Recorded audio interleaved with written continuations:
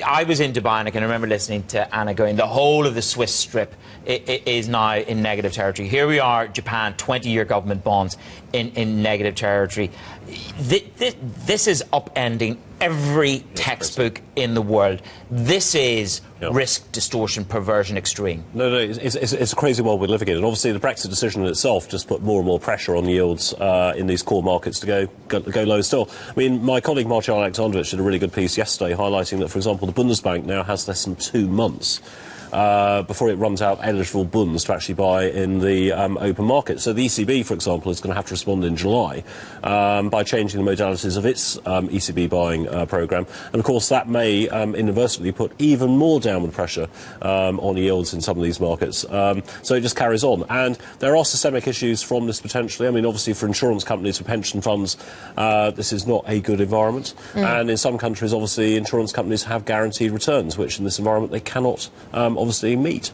So the more this goes on, the more problems it brings. Obviously, what the central banks want is governments more step up to the plate where they can and actually expand fiscal policy. And what does it tell you? What does when you look at the curve, does it tell you anything useful about the US economy, for example, or is it just way too much of a structural shift from any other sort of period in history that you can't really read anything into it? We've got a chart here, haven't we? There's a flat yield curve. Does that equal flat US growth? This is a Cleveland Fed gauge of GDP and recession risk tumbling to 2008 levels. Is that what this signals, or is this something structurally very different? Well, structurally very different. I mean, central banks and others have been debating the extent to which, you've got this savings investment excess globally. But it's particularly evident in some countries. So you can say, for example, in the Eurozone, Germany and Netherlands are running these sort of, they've got excess savings, and they're putting, in part, downward pressure on yields globally.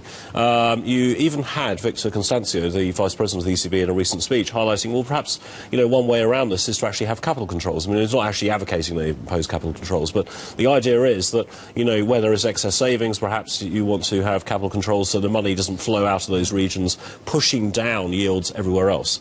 But part of the problem for the US is, there's excess savings in other countries, and that's pushing down yields in the US, and the Brexit decision actually does, further accentuate that trend. I've just pulled up financial conditions, the Bloomberg financial conditions for the United States. Didn't have time to sort of write over the top of it. Let me take off some of the scribbles, which are the moving averages.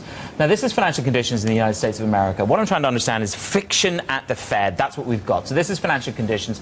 They are tightening slightly into this. We've had a real sort of bit of volatility here. Williams says that a 2016 hike is on the cards if his forecasts are met. That's San Francisco. Dudley, on the other hand, this is what I want to know from you. Dudley says that Brexit is a cloud on the horizon. If there is a broad contagion through financial markets, Dudley says then it would have more consequences, and significant consequences at that.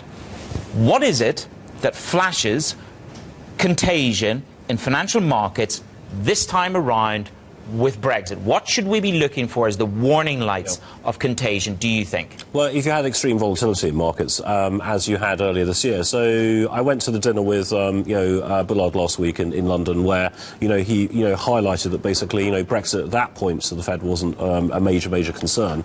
But obviously, if you have a situation where we have a rerun of what we've seen earlier this year with extreme volatility, loads of concern about the global economy, the wheels coming off the global economy, at that point, obviously, the Fed would become much more worried.